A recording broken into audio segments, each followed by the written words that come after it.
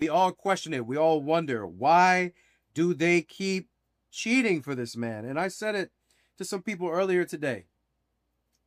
LeBron James has by far the most manufactured career I've ever seen. Man, the favoritism is so real.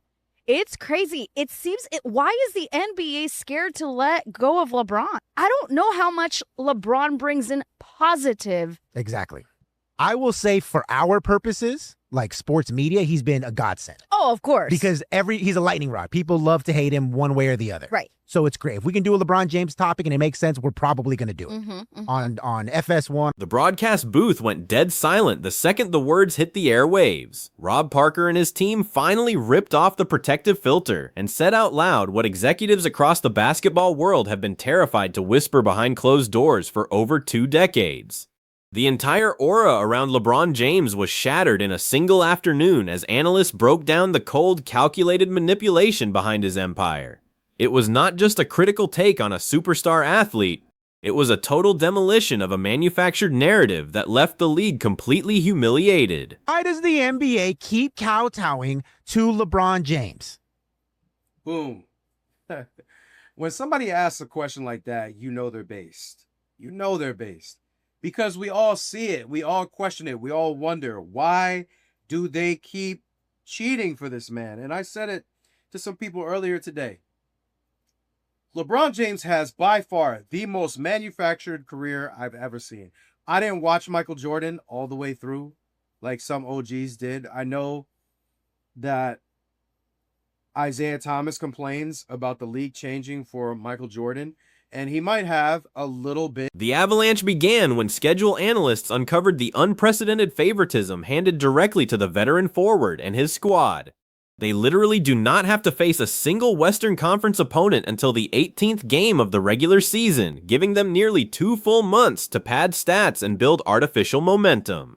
Add in the fact that their very first Western road test is delayed until Game 21, and you see a deliberate safety net designed to protect an aging star from early embarrassment. It is an engineered cushion that no other franchise in modern history has ever received. Last I checked, LeBron has played in 10 since then. So it's not that. That's horrible. The highest one since 1998, and LeBron's played in 10. His is not one. 10 is not higher than that one in 10 years. The highest rated regular season game last season was Thunder Spurs, not involving the Lakers or LeBron James. Like I said, SGA doesn't get 34 games, but that was the highest rated game. What are we doing? And if you think that Adam Silver and his team doesn't know this, you're out of your mind.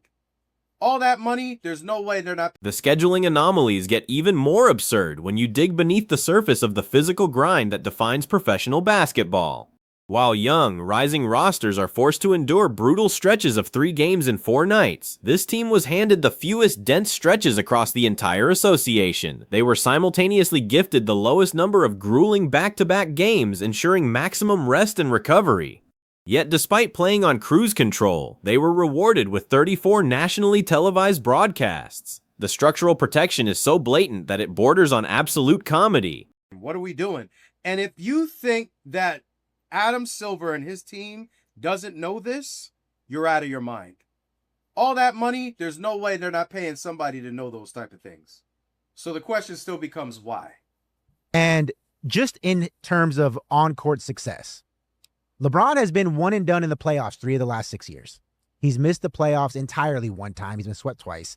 And that's with playing alongside Hall of Famers in Anthony Davis and Luka Doncic. So it's not like he's dominating when he's on the court, or his teams are dominating when he's on the court. He's still a very good player, but there's nothing special any longer.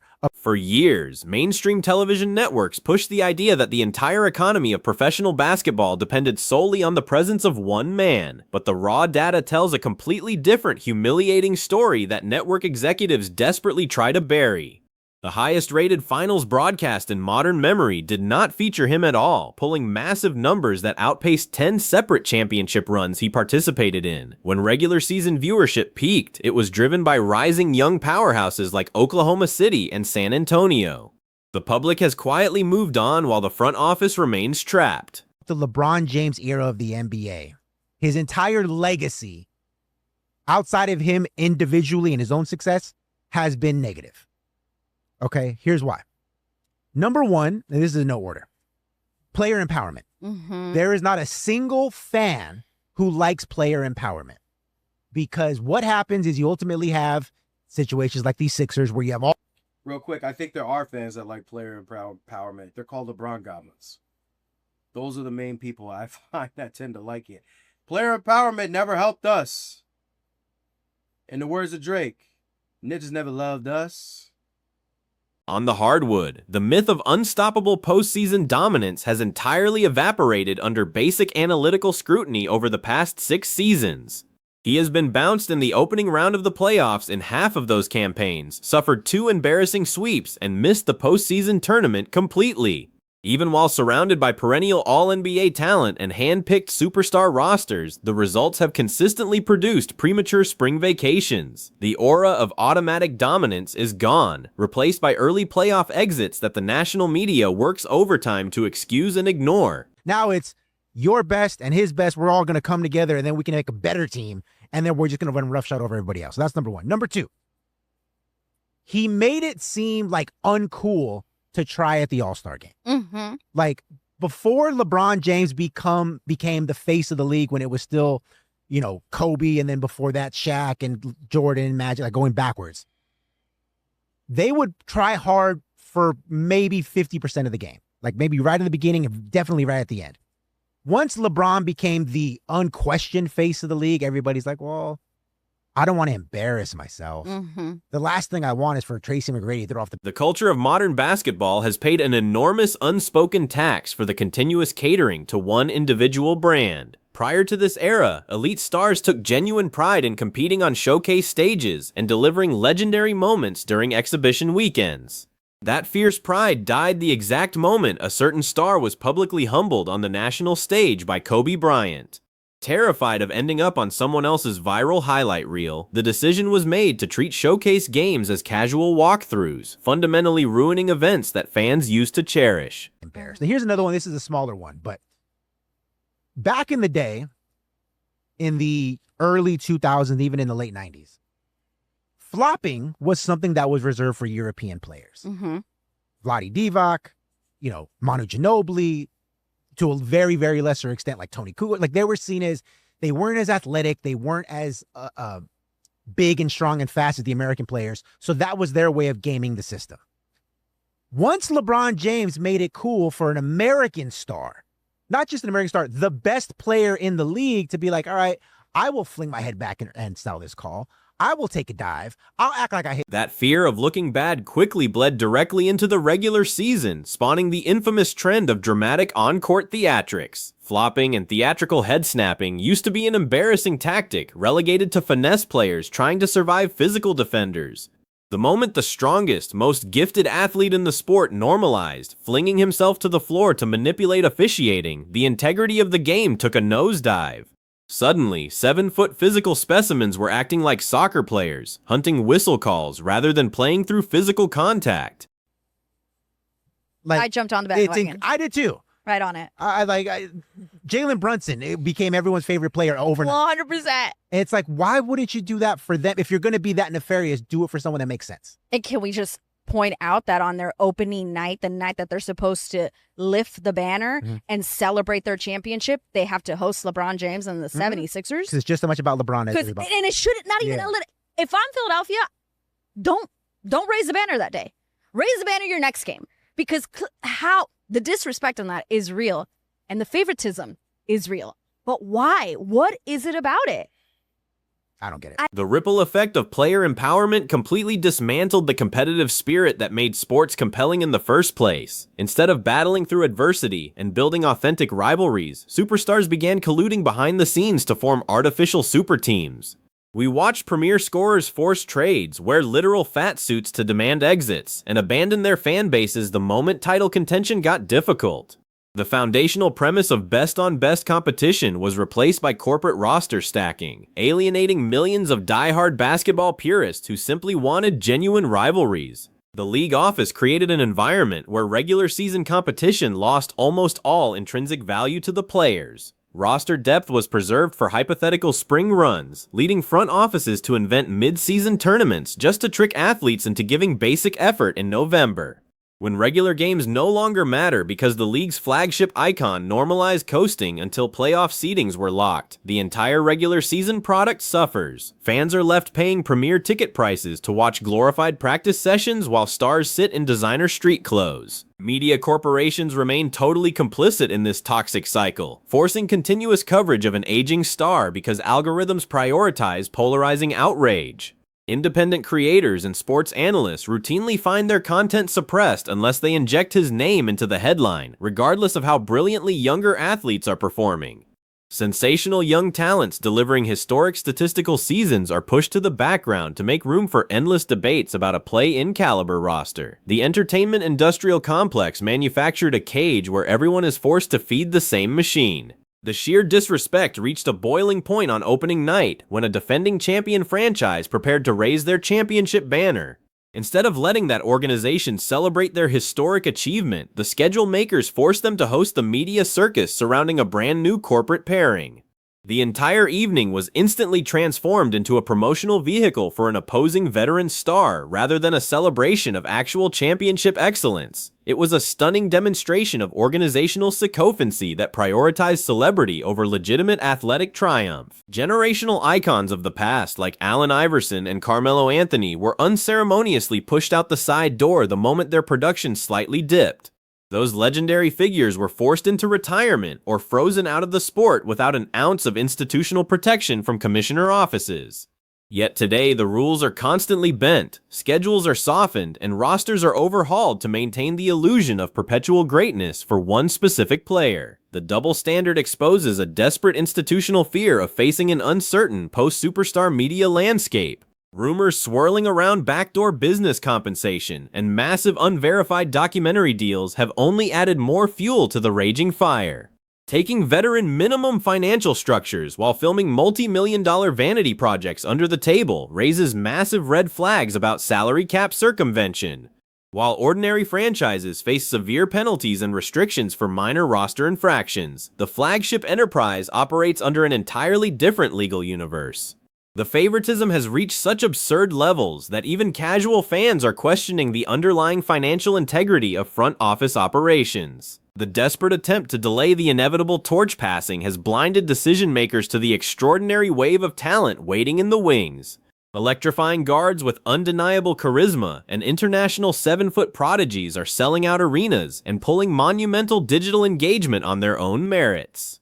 These young athletes represent the actual future of basketball culture, yet they are starved of prime television slots to feed a nostalgic obsession. The league acts terrified of the dark, refusing to realize the new dawn has already arrived. Look at how other major professional sports leagues successfully navigated the retirement of their most decorated all-time historic icons. When legendary quarterbacks finally hung up their cleats, the football landscape did not crumble.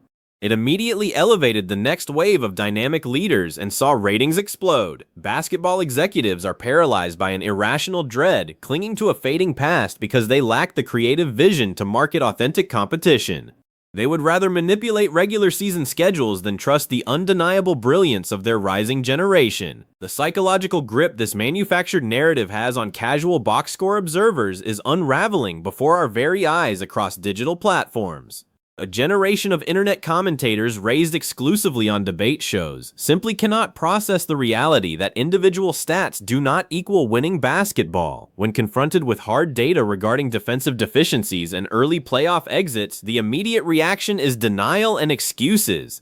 But the broader sporting public sees straight through the smoke and mirrors, growing completely exhausted by the endless PR spin. True basketball greatness never required artificial schedule smoothing, customized officiating whistles, or manufactured media campaigns to validate its historical dominance. Real legends stepped onto the court against hostile Western road trips, battled through brutal physical defenses, and earned their status through pure, unadulterated grit.